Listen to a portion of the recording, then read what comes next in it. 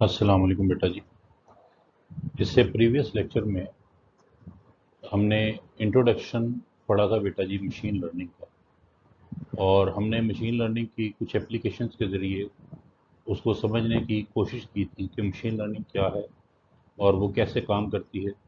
Machine learning और आम जो हमारे पास प्रोग्रामिंग होती है उसमें डिफरेंस क्या है, और मशीन लर्निंग में मॉडल्स और मुख्तलिफ चीज़ों के बारे में हमने जो ब्रीफ इंट्रोडक्शन था वो हासिल किया था।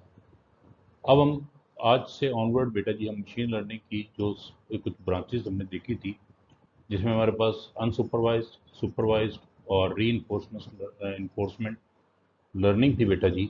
हम उसके बारे में एक्सप्लोर करने की कोशिश करेंगे।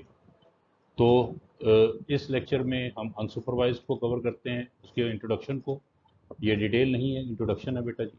और नेक्स्ट लेक्चर में इंशाल्लाह ताला हम सुपरवाइज्ड को कवर करने की कोशिश करेंगे। और आखिर में हम री इन्फोर्समेंट लर्निंग के एल्गोरिदम्स कौन कौन से हैं और वो कैसे काम करते हैं उसको एक्सप्लोर करेंगे इंशाल्लाह ताला बेटा जी। तो आज का जो लेक्चर है वो अनसुपरवाइज्ड लर्निंग के बारे में है। यहाँ पे भी आपके पास जो टेक्स्ट बुक है बेटा जी वही है जो मैंने आपको पहले रिकमेंड की थी, आप उसको देख सकते हैं। आप गिटहब और मुख्तलिफ साइट से आप इंफॉर्मेशन हासिल कर सकते हैं। इसी तरह जेफ पैटर्न का जो मैंने आपको बताया था, आप उसकी वेबसाइट से भी इन चीज़ों के बारे में थोड़ा सा इंट्रोडक्शन देख सकते हैं बेटा जी बेटा जी। अनसुपरवाइज लर्निंग में बेसिकली अगर इसको मैं एक सिंगल स्टेटमेंट के थ्रू आपको समझाने की कोशिश करूं बेटा जी, तो हमारे पास ऐसा डाटा मौजूद होता है जिसमें हमारे पास डाटा की डिस्क्रिप्शन या उसके एट्रीब्यूट्स तो एक्सप्लेन किए गए होते हैं, लेकिन हमें उन एट्रीब्यूट्स के साथ ये नहीं बताया गया था कि ये एट्रीब्यूट्स किस डाटा को या किस चीज़ को रिप्रेजेंट कर रहे हैं बेटा जी। मतलब कि यहाँ पे लेबल्ड डाटा नहीं होता या एनोटेटेड डाटा नहीं होता। यहाँ पे डाटा की प्रॉपर्टीज़ तो हमारे पास होती हैं, वो CSV फाइल में भी हो सकती हैं, XML फाइल में भी हो सकती हैं, और हमने डाटा की जितनी भी टाइप्स देखी थी उस शक्ल में हो सकती हैं बेटा जी। लेकिन हमें उसमें उसकी जो क्लासेस हैं या जो उसका लेबल है वो नहीं दिया गया होता बेटा जी। तो यहाँ पे अननोन डाटा को एक्सप्लोर करने की एक कोशिश की जाती है एल्गोरिदम्स की मदद से बेटा जी। ठीक है बेटा जी। तो इसमें आपके पास अनसुपरवाइज लर्निंग का जो दूसरा नाम जो है, जो रिप्लेसमेंट नेम जो अक्सर आप सुनेंगे, वो क्लस्टरिंग बेटा जी। ये दोनों एक किस्म के सिनोनिम कंसिडर होते हैं मशीन लर्निंग की टर्म में। अनसुपरवाइज की बात की जाए या क्लस्टरिंग की बात की जाए तो एक ही बात का जिक्र हो रहा होता है जब भी ये इस्तेमाल किया जाए बेटा जी। तो इसमें आपका सबसे बड़ा इसका फ़ायदा ये है कि इसमें आपको एक्सपर्ट्स रिक्वायर्ड नहीं होते। एक्सपर्ट्स बेसिकली बेटा जी आपको चीज़ों को जो है वो डिवीजन में या उनकी क्लासिफिकेशन में इस्तेमाल होते हैं। लेकिन इन एल्गोरिदम को जब भी हम इस्तेमाल करेंगे तो इन एल्गोरिदम का सबसे बड़ा बेनिफिट यही है कि हमें इन एक्सपर्ट्स की ज़रूरत नहीं होती बेटा जी। नेक्स्ट जो स्लाइड है बेटा जी, ये बेसिकली हमें यहाँ पे एक एग्जांपल दिखा रही है। यहाँ पे ये जो डायग्राम दी गई है बेटा जी, यहाँ पे कुछ डेटा पॉइंट्स हैं हमारे पास, कुछ वैल्यूज़ हैं। और बेसिकली ये उन ऑब्जर्वेशंस की बेस पे यहाँ पे ये डॉग की ब्रीड्स के बारे में बात कर रहा है। और ये मैं बता रहा बेटा जी कि हमारे पास एक इमेज है, हम देखना चाहते हैं कि वो किस क्लास से या किस क्लस्टर से बिलोंग करती है। लेकिन जो हमारे पास ऑलरेडी एग्जाम जो रिकॉर्ड्स पड़े हैं ऑलरेडी, जो अवेलेबल है हमारे पास, वो हमारे पास लेबल्ड नहीं है। तो इनको समझने के लिए सबसे आसान तरीकाकार क्या होगा कि अब हम यहाँ पे क्लस्टरिंग को इस्तेमाल करेंगे। और क्लस्टरिंग को इस्तेमाल करते हुए यहाँ पे जो रेक्टेंगल के अंदर एक इमेज दिखाई गई है, इस डॉग की इमेज को किसी न किसी रिकॉर्ड से मैच करके उसके मीन की बेस पे या किसी और चीज़ की बेस पे असाइन करने की कोशिश करेंगे बेटा जी। जी बेटा जी। अगर मैं इसको फर्दर एक्सप्लेन करूँ तो अगर आप इन पिक्चर्स को गौर से देखें तो पहली पिक्चर आपके पास इनपुट है, क्लस्टरिंग एल्गोरिदम इसके ऊपर अप्लाई किया जाएगा। क्लस्टरिंग एल्गोरिदम क्या करेगा, सबसे पहले आपके पास जो डाटा पॉइंट्स हैं जो यहाँ पे ब्लैक डॉट से रिप्रेजेंट किए गए हैं, उनको मुख्तलिफ ग्रुप्स में डिवाइड करेगा। इसका मतलब है यहाँ पे जो राइट साइड पे आपको पिक्चर दिखाई गई है बेटा जी, उसमें अगर आप गौर करें तो आपके पास 4 ग्रुप्स बन रहे हैं। सर्टन क्राइटेरिया कोई भी उसने जो भी अप्लाई किया है उसकी बेस पे, वो मीन भी हो सकता है और भी बहुत सारे हो सकते हैं। हम वो जब एल्गोरिदम को एक्सप्लेन करेंगे तो हम उस वक्त इसको बगौर देखेंगे बेटा जी। तो यहाँ पे हमारे पास 4 ग्रुप आए। और 4 ग्रुप में से हमारे पास जो पिक्चर है वो फॉल कर रही है, ये जो ब्लू सर्कल से जो ग्रुप रिप्रेजेंट किया गया है, मतलब कि आपकी जो एट्रीब्यूट्स थे, एट्रीब्यूट्स की जो मीन है वो बेसिकली मैच कर रहा है बेटा जी आपके पास ब्लू क्लस्टर से। ठीक है बेटा जी। तो ये सारे का सारा मेथड और इसकी एक्सप्लेनेशन और ये सब का कैसे होता है, ये हम आने वाली स्लाइड्स के अंदर वन बाय वन इसको डिटेल से देखते चले जाएंगे बेटा जी। अब नेक्स्ट स्लाइड जो है हमारी, वो है क्लस्टरिंग एल्गोरिदम और उसकी टाइप्स के बारे में। क्लस्टरिंग एल्गोरिदम बेटा जी आपके पास क्लस्टरिंग एल्गोरिदम बेसिकली तो आपको मुख्तलिफ बुक्स में और मुख्तलिफ मटीरियल्स में मुख्तलिफ इसकी डेफिनेशन मिलेगी। क्लस्टरिंग एल्गोरिदम पार्टीशन की अगर हम बात करें तो पार्टीशन बेस्ड क्लस्टरिंग एल्गोरिदम दो हिस्सों में डिवाइड किए जा सकते हैं। एक को हम सेंट्रॉइड बेस्ड कहते हैं बेटा जी, जिसमें के मीन्स है, पीएएम है, कलारा है। और इसी तरीके से दूसरा जो हमारा पार्टीशन एल्गोरिदम है वो हायरार्किकल है, इसमें बॉटम अप अप्रोच भी हो सकती है और टॉप डाउन अप्रोच भी हो सकती है। इसमें आपके पास एग्नीज जो है वो एग्लोमेरेटिव और जो डिविजिव जो है वो ड्याना है बेटा जी। एक इसमें टॉप बॉटम डाउन है जो स्टेप 0 से लेके स्टेप 4 तक आ रही है। और इसी तरीके से मतलब कि रूट से लीफ तक और लीफ से रूट की तरफ दोनों डायरेक्शन में हम इसमें ये एल्गोरिदम हमारे काम करते हैं। इनकी डिटेल्स तो हम जैसे जैसे इंशाल्लाह ताला स्लाइड्स आएंगी हम इसको एक्सप्लोर करेंगे बेटा जी। इसके अलावा एक तीसरी चीज़ भी आपको अगर नोट्स में अक्सर मिलेगी, वो बेटा जी एसोसिएशन है। ठीक है बेटा जी। एसोसिएशन भी एक किस्म की क्लस्टरिंग होती है और बेसिकली ये मार्केट बेस्ड है। एसोसिएशन के बारे में मैं स्लाइड्स ऐड करके आपको फर्दर एक्सप्लेन कर दूंगा। तो क्लस्टरिंग एल्गोरिदम दो तरह के होते हैं बेटा जी, पार्टीशन और एसोसिएशन। और पार्टीशन में भी आपके पास सेंट्रॉइड बेस्ड है और हायरार्किकल है। और एसोसिएशन के लिए तो फिर मैं जब एसोसिएशन की स्लाइड्स या उसका कोई टॉपिक डिस्कस करूंगा तो मैं आपको लाजमी इंशाल्लाह ताला बताऊंगा बेटा जी। इसी तरह जो मैंने आपके पास यूट्यूब का जो लिंक आपके पास दिया था उससे भी आपके पास उसमें भी आप चाहें तो एसोसिएशन को देख सकते हैं बेटा जी।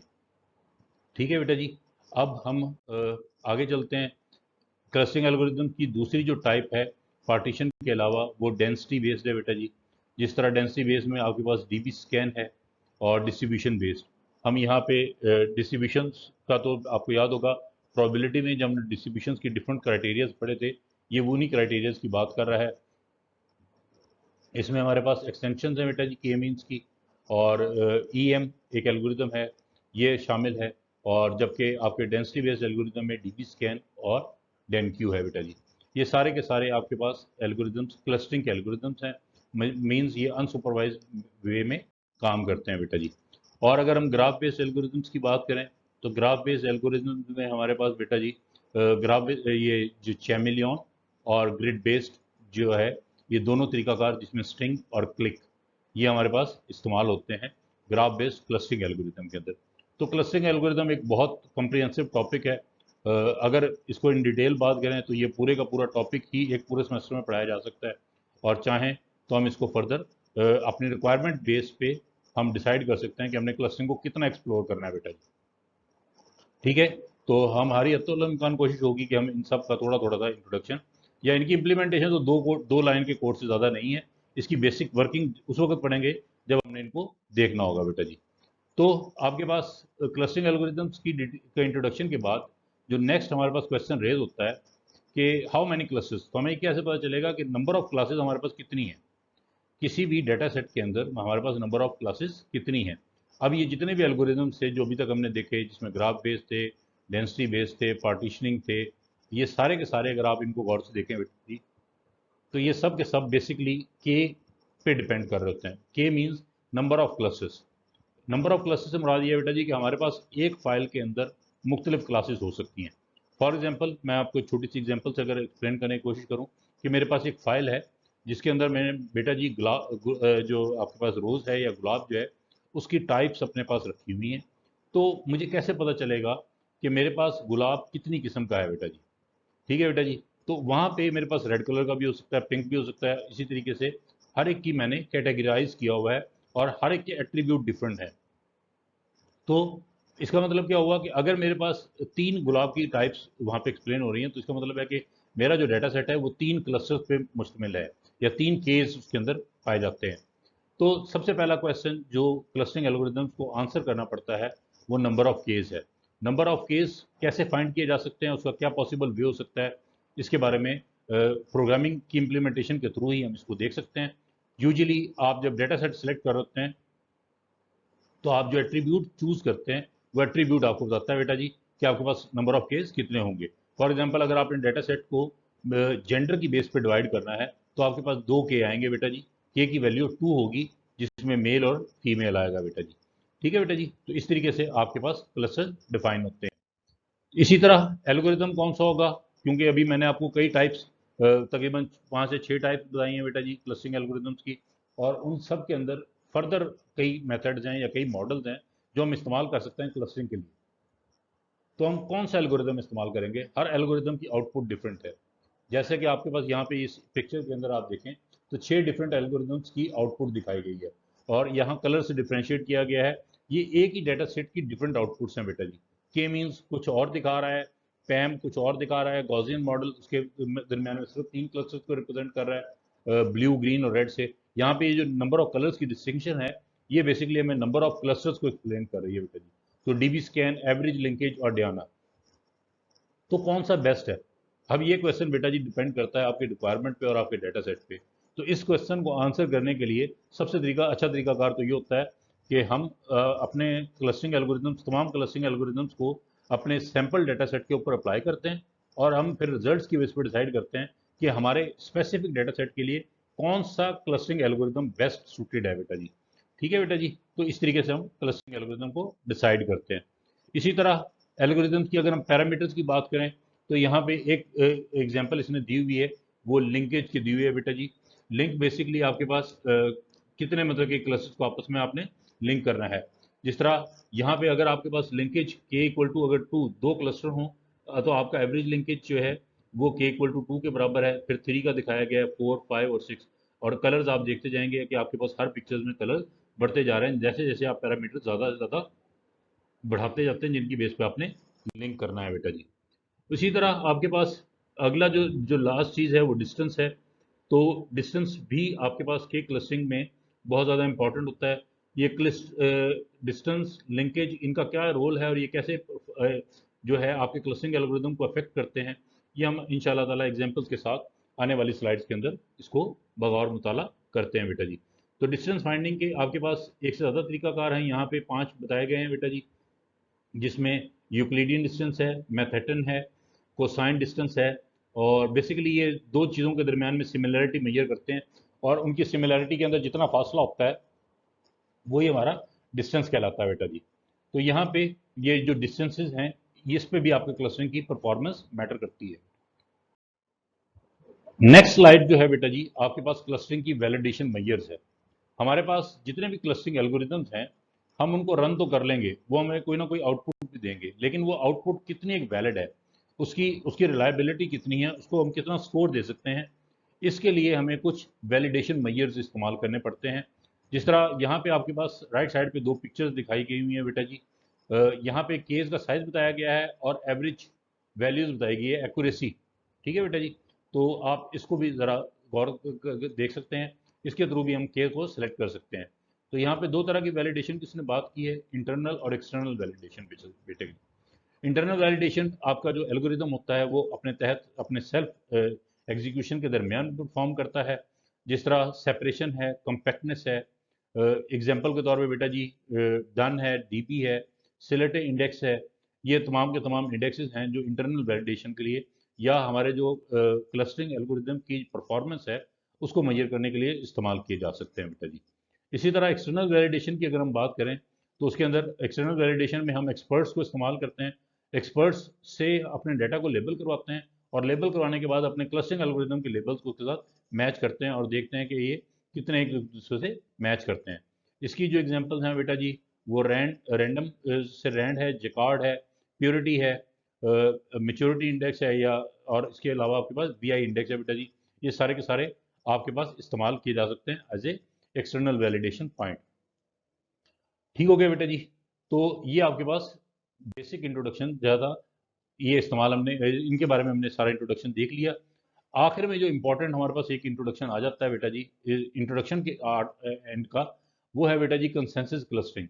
कंसेंसस क्लस्टरिंग से मुराद ये है कि हम मुख्तलिफ क्लस्टरिंग एल्गोरिदम्स को इंसेंबल जोड़ के एक क्लस्टरिंग एल्गोरिदम बनाने की कोशिश करते हैं जो कंसेंसस, मतलब कि अगर आपके पास 3 एल्गोरिदम्स आपने इस्तेमाल किए और तीनों का रिजल्ट एक ही तरह के ग्रुप्स का आ रहा है, तो आप उसकी बेस पे किसी एक को भी इस्तेमाल कर सकते हैं। इसका मतलब है कि उन तीनों का कंसेंसस है आपकी क्लस्टरिंग परफॉर्मेंस के ऊपर बेटा जी। तो इसे हम इंसेम्बल्ड लर्निंग भी कहते हैं। तो इंसेम्बल्ड लर्निंग का मुराद है कि मुख्तलिफ चीज़ों को मिला के एक नया मॉडल क्रिएट कर लेना बेटा जी। ठीक है बेटा जी। तो ये आपका ये जो जनरल इंट्रोडक्शन था वो यहाँ तक आपका मुकम्मल हो गया। और उसके बाद अब अगला जो हमारा जो पॉइंट आता है बेटा जी, अब हम इसको डिटेल से इनके एल्गोरिथम्स को और इनके बाकी फंक्शनैलिटी को ज़रा देखने की कोशिश करते हैं। Aspects of clustering. क्लस्टरिंग किन एस्पेक्ट्स की बेस पे काम करता है बेटा जी, ये अभी मैंने आपको पहले भी थोड़ा सा एक्सप्लेन करने की कोशिश की थी। क्लस्टरिंग में सबसे ज़्यादा इंपॉर्टेंट फैक्टर जो है वो सिमिलरिटी और डिसिमिलरिटी है बेटा जी, जिसे हम डिस्टेंस फंक्शन का हमने नाम दिया था, और मैंने आपको डिस्टेंस फंक्शन मुख्तलिफ बताए भी थे। तो क्लस्टरिंग क्वालिटी जो है, अगर आपके पास इंटर क्लस्टर डिस्टेंस जो है वो मैक्सिमाइज्ड हो। इंटर क्लस्टर का मतलब है कि आपके पास जो बाहर वाले जो क्लस्टर है, एक क्लस्टर का दूसरे क्लस्टर से जो डिस्टेंस है वो इंटर क्लस्टर डिस्टेंस कहलाता है बेटा जी। और वो ज़्यादा से ज़्यादा होना चाहिए ताकि दोनों क्लस्टर्स इंडिपेंडेंटली और ज़रा बेहतर तरीके से उनको आप रिकॉग्नाइज कर सकें या डिफ्रेंशिएट कर सकें। जबकि इंट्रा क्लस्टर जो विद इन क्लस्टर्स के आपके पास एक सिंगल क्लस्टर के अंदर आपके मुख्तलिफ डेटा पॉइंट्स के दरमियान में जो आपका जो डिस्टेंस है वो मिनिमम होना चाहिए, ताकि कोहेसिवनेस आपके पास नजर आए किसी भी क्लस्टर के अंदर। ठीक है बेटा जी। तो ये दोनों चीजें आपके पास डिस्टेंस पे मेजर करती हैं। इंटर क्लस्टर डिस्टेंस आपका हमेशा ज्यादा होना चाहिए, जबकि इंट्रा क्लस्टर डिस्टेंस आपके पास मिनिमाइज होना चाहिए बेटा जी। उसके बाद नेक्स्ट जो चीज है हमारे पास बेटा जी, वो है क्वालिटी ऑफ क्लस्टरिंग। तो क्वालिटी ऑफ क्लस्टरिंग जो है वो डिपेंड करती है डिस्टेंस फंक्शन पे और उसकी एप्लीकेशन पे। ये मैं आपको पहले भी इंट्रोडक्शन जब करवा रहा था उस वक्त बता चुका हूँ बेटा जी। अब हम मूव करते हैं अपने पहले क्लस्टरिंग एल्गोरिदम के ऊपर, जो कि हमारे पास है बेटा जी के मीन क्लस्टरिंग एल्गोरिदम। जी बेटा जी, सबसे फेमस और सबसे नोन जो हमारे पास क्लस्टरिंग एल्गोरिदम है वो के मीन्स है बेटा जी। मीन आपके पास अगर आपको स्टैटिस्टिकल लेक्चर से याद हो, तो मीन से मुराद बेटा जी हमारे यहाँ पे जो है वो मीन वैल्यू है जो हम किसी भी वेक्टर की कैलकुलेट करते हैं। तो हमारे पास होता क्या बेटा बेटा जी कि हमारे पास एक डाटा सेट होता है और उसके अंदर डाटा पॉइंट्स होते हैं जिसको हम डी कहते हैं। डाटा पॉइंट्स या इंस्टेंस या डी जो है, ये हमारे पास बेटा जी एक वेक्टर होता है जो मुख्तलिफ एट्रीब्यूट्स या करेक्टरिस्टिक्स या प्रॉपर्टीज़ को मिला के बनता है। ठीक है बेटा जी। फॉर एग्जांपल, अगर ऊपर याद होगा कि आपको मैंने जब डॉग वाली एग्जांपल हम कर रहे थे तो उसमें हमने हमारे पास जो एट्रीब्यूट थे वो हाइट और विड्थ थे। इसका मतलब है मीन जो आएगा वो हाइट की वैल्यू और विड्थ की वैल्यू को मिला के हम कैलकुलेट करेंगे और हम वो निकालेंगे। तो ये जो मीन आ जाएगा ये हमारे पास रिप्रेजेंट होगा बेटा जी एक्स आई से, जैसा कि इसने यहाँ पे दिखाया गया है कि हमारे पास जो डी डाटा सेट है इसके अंदर x1 x2 से लेके xn एलिमेंट हो सकते हैं नंबर ऑफ रिकॉर्ड्स की बेस पे। ठीक है बेटा जी। तो ये नंबर ऑफ रिकॉर्ड्स हमारे पास n नंबर तक हो सकते हैं, इसमें कोई हर्ज नहीं है। लेकिन अगर हम के मीन एल्गोरिथम की बात करें तो के मीन एल्गोरिथम बेसिकली क्या करता है बेटा जी, आपके डाटा सेट को डिवाइड करता है मुख्तलिफ पार्टीशंस में इनटू के क्लस्टर्स। और के कौन बताता है? के बेसिकली यूज़र डिफाइन करता है। और यहाँ पे हमारे पास जो क्लस्टर्स बनते हैं वो मीन वैल्यू की बेस पे बनते हैं। हम क्या करते हैं, हर रो हर जो रिकॉर्ड है या जो हर हमारे पास वेक्टर है उसका एक मीन निकाल लेते हैं, और उस मीन वैल्यू को जो हमारे पास उसका जो क्लस्टर का एवरेज जो ओरिजिनल क्लस्टर बनाते हैं उसकी एवरेज से कंपेयर करते जाएंगे जो हमें डिस्टेंस देगा, और उसकी बेस पे हम उस ऑब्जेक्ट को, जो आने वाला ऑब्जेक्ट होगा उसको डिस्टेंस निकाल के उसको ऐड करते जाएंगे। ठीक है बेटा जी। तो ये है आपके पास के मीन क्लस्टरिंग। के मीन क्लस्टरिंग में आपने मीन की बेस पे चीज़ों को असाइन करना है, या डाटा इंस्टांसेस होते हैं उनको आप असाइन करते हैं आपके क्लस्टर्स को। ठीक है बेटा जी। के मीन एल्गोरिदम बेसिकली आपके पास उसका जो एल्गोरिदम की अगर हम बात करें तो वो इस तरीके से है कि सबसे पहले हम क्या करते हैं, एक सीड वैल्यू हमारे पास ऐसी वैल्यू होती है, ऐसा मीन होता है जिसे हम स्टार्टिंग पॉइंट के तौर पे इस्तेमाल करते हैं बेटा जी। ठीक है। इसको हम सेंट्रॉइड मतलब कि सेंटर ऑफ द क्लस्टर को रिप्रेजेंट करेगा। ठीक है बेटा जी। उसकी इसकी वर्किंग एग्जांपल आपको काफ़ी सारी इंटरनेट से मिल जाएंगी जो आपको ये एक्सप्लेन करेंगी कि सीड वैल्यू और ये कैसे काम कर रही होती है। उसके बाद आप क्या करते हैं बेटा जी, इस सीड वैल्यू की बेस पे हर डाटा पॉइंट को क्लोजेस्ट सेंट्राइड के अगेंस्ट सीड वैल्यू को मेजर करते जाते हैं। अगर हमारे पास फॉर एग्जांपल हमारे पास जो हमारे पास मैंने अभी जो एग्जांपल आपको दी थी जिस तरीके से जो डॉग वाली भी दी थी या जो रोज़ वाली भी दी थी, अगर हमारे पास या मेल और फीमेल वाली आपको दी थी, अगर हमारे पास डाटा ऐसा है कि उसके अंदर मेल और फीमेल दोनों एग्जिस्ट करते हैं और मेल, जिसका मतलब है कि हमारे पास दो सीड वैल्यू होंगी, एक सीड वैल्यू रिप्रेजेंट करेगी मेल को और दूसरी सीड वैल्यू रिप्रेजेंट करेगी हमारे फीमेल को। ठीक है बेटा जी। अब ये जो दोनों वैल्यूज होंगी मेल और फीमेल की, जो सेंट्रॉइड वैल्यूज होंगी, ये हमारे पास सीड वैल्यू कहलाएंगी, जो इनिशियल वैल्यूज होंगी। फिर हम उसकी बेस पे क्या करेंगे, हर वैल्यू को चूज करेंगे और चूज करने के बाद उसको कंपेयर करेंगे कि आइदर वो मेल के मीन के करीब है या फीमेल के मीन के करीब है बेटा जी, और उसको इसी बेस पे उसको असाइन करते जाएंगे जो क्लोजेस्ट उसका सेंट्रॉइड होगा। ठीक है बेटा जी, सेकंड स्टेप ये है। फिर जब हम ये प्रोसेस तमाम डाटा वैल्यूज के लिए कर लेंगे तो हमने दूसरी आइट्रेशन रन करनी है। पहला हमारा जो सीड था वो हमने रैंडमली पिक किया था, लेकिन अब हमारे पास जो क्लस्टर्स आ जाएंगे, हमने उन क्लस्टर्स की बेस पे हमने अपना सेंट्रॉइड सेलेक्ट करना है बेटा जी। और ये क्राइटेरिया हम कब तक करते जाएंगे, जब तक हमारे पास number of clusters properly define नहीं हो जाते बेटा जी। ठीक है, तो इस तरीके से आपका ये एल्गोरिदम 4 स्टेप पे काम करता है बेटा जी। ये एल्गोरिदम की फॉर्म इसकी दिखा दी गई कि एल्गोरिदम के मीन जो है वो के और डी, के आपके पास नंबर ऑफ क्लस्टर्स हैं और डी आपके पास डेटा पॉइंट्स हैं, इन दो को एज ए इनपुट लेता है और फिर क्या करता है बेटा जी, इनिशियल सेंट्रॉइड जो है क्लस्टर सेंटर पहले चूज करता है और फिर वो रिपीट करता है वही स्टेप जो ऊपर हमने भी बात की थी, और इसी तरीके से इसको जो है रिकम्प्यूट करता रहता है। तो इस एल्गोरिदम की स्टेटमेंट्स को आप पढ़ के इस्तेमाल कर सकते हैं बेटा जी। अच्छा जी, अब स्टॉपिंग और कन्वर्जेंस कैसे होगी, कैसे एल्गोरिदम आपका रुकेगा, नेक्स्ट क्रूशियल पॉइंट हमारा ये है बेटा जी कि इस तरीके से तो आइट्रेशन चलती रहेंगी, आइट्रेशन इनफाइनाइट भी हो सकती हैं, लेकिन ऐसा नहीं होता बेटा जी। हमें कन्वर्जेंस क्राइटेरिया डिफाइन करना पड़ता है और कन्वर्जेंस क्राइटेरिया जो डिफाइन करने के लिए हमारे पास दो तरीकाकार हैं, बल्कि एक से ज़्यादा तरीकाकार हैं, लेकिन यहाँ पे जो एग्जांपल इसने दी हुई है वो SSC, sum of squared error, इस्तेमाल किया है बेटा जी। तो ये बेसिकली आपके पास minimum decrease of sum of squared errors, इसका मतलब है कि आपके पास पिछला आइट्रेशन और अगले आइट्रेशन के दरमियान में आपका जो डिफरेंस है वो जब कम हो जाएगा, वो इतना हो कि वो निग्लिजिबल हो जाए, तो वो ये इसको स्टॉप कर सकता है बेटा जी। जी बेटा जी, तो हम बात कर रहे हैं कि हमारा के मीन जो एल्गोरिदम है वो स्टॉप कैसे करेगा, मतलब कि वो कितनी नंबर ऑफ आइट्रेशन के बाद स्टॉप कर जाएगा।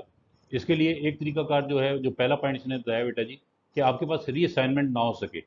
रीअसाइनमेंट आपको पता है कि हमने सीड वैल्यू से शुरू किया था और अगली बार फिर हम क्लस्टर की अपने सेंट्रॉइड निकालते हैं, और ये प्रोसेस चलता रहता है उस वक्त तक जब हमारे पास कोई नई रीअसाइनमेंट ना हो, मतलब कि आपका एक एलिमेंट जो है वो एक क्लस्टर को छोड़ के दूसरे क्लस्टर में ना जाए, मतलब कि आपके क्लस्टर्स की जो शेप है वो दो आर्ट्रेशन के दरमियान में अगर सेम होगी, तो इसका मतलब है कि अब हमें फर्दर आर्ट्रेशन रन करने की जरूरत नहीं है, हमें यहाँ पे स्टॉप कर जाना चाहिए। ठीक है बेटा जी। दूसरी बात यह है कि आपकी जो सेंट्रॉइड वैल्यू हैं वो भी चेंज ना हो, वो भी चेंज ना हो, और मिनिमम डिक्रीज, आपका जो डिक्रीज है सम ऑफ स्क्वेयर्ड एरर जो है एसएससी जिसे हम कहते हैं, वो उसके अंदर डिक्रीज कम हो जाए तो भी हम रुक सकते हैं बेटा जी। अब सम ऑफ स्क्वेयर्ड एरर बेसिकली क्या है बेटा जी, ये आपके पास समीशन है जे से लेके के तक, और एक्स बिलोंग्स टू सी जे, और डिस्टेंस मेजर करता है ये एक्स और एम जे का, मतलब कि प्रीवियस और जो करंट मीन है उसके साथ बेटा जी। तो इसका तरीकाकार क्या होगा कि यहाँ पे सी आई जो है बेसिकली वो जेथ क्लस्टर को रिप्रेजेंट कर रहा है, और एम जे जो है आपके पास वो सेंट्रॉइड वैल्यू है और क्लस्टर सी जे की, जो क्लस्टर की हम जिसकी बात कर रहे हैं, और the mean vector of all data points in C J and distance M X और M J is the distance between the data points X and the centroid. मतलब कि हमारा जो करंट सेंट्रॉइड वैल्यू है और जो हमारा नया मीन आ रहा है, अगर उन दोनों के दरमियान में डिस्टेंस नहीं है, तो इसका मतलब है कि हमारे पास नई वैल्यू नहीं आई, लिहाजा अब हमें यहाँ पे स्टॉप कर देना चाहिए। इसका मतलब है कि हमारे पास जो सम ऑफ स्क्वेयर्ड एरर है वो डिक्रीज हो चुका है अपनी मैक्सिमम लिमिट तक, वो इससे फर्दर डिक्रीज नहीं हो सकता बेटा जी, तो हम इसको रोक देंगे, स्टॉप कर देंगे। इसी तरह अब यहाँ पे इस एग्जाम्पल के जरिए इन चीज़ों को ज़रा समझना आसान हो जाएगा बेटा जी। आपके पास फॉर एग्जाम्पल यहाँ पे आप देखें कि आपके पास जो ए ग्राफ है उसके अंदर आपके पास मुख्तलिफ जो है सर्कल्स दिखाए गए हैं, और यहाँ पे रैंडम सिलेक्शन ऑफ के सेंटर्स, इसने क्या किया बेटा जी, इसने दो सीड वैल्यू रैंडमली सिलेक्ट की। इसने आपके पास, अगर आप इसको गौर से देखें तो आपके पास जो आइट्रेशन 1 है, इसके अंदर ये जो है बेटा जी, आपके पास ये वाला जो जहाँ पे रेड सर्कल आपको नज़र आ रहा है, क्या कहते हैं, तो मैं आपको इसको हाइलाइटर से भी दिखा देता हूँ बेटा जी। पहला सीड पॉइंट इसने ये सिलेक्ट किया है और दूसरे का सीड पॉइंट इसने ये सिलेक्ट किया है। ये रैंडमली सिलेक्ट किए हैं, किसी वैल्यू पे नहीं है। अब इस ये हमारे पास, अब इसको हमने कह दिया कि ये जो वैल्यूज हैं हमारे पास, ये मीन है। फॉर एग्जांपल, ये 111 को से रिप्रेजेंट कर रही है और ये 22 को रिप्रेजेंट कर रही है। तो हमने ये क्लस्टर बना लिया बेटा जी।